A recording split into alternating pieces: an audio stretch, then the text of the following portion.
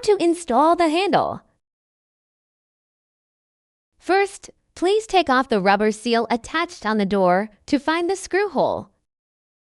Then insert the provided screws into the handle, align with the handle, and tighten. Repeat the same steps to secure the lower one.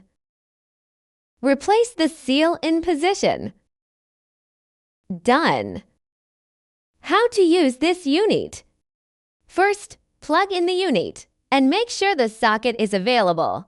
Press the to bring down the target temperature. The lowest temperature setting is 32 F. Press the to bring up the target temperature. The highest temperature setting is 61 F.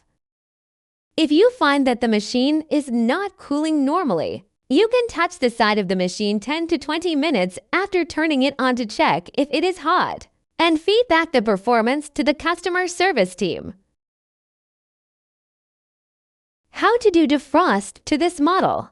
Before processing defrost, please remember to take out the items stored inside first and keep them well. Unplug the unit. Then the frost will begin to melt.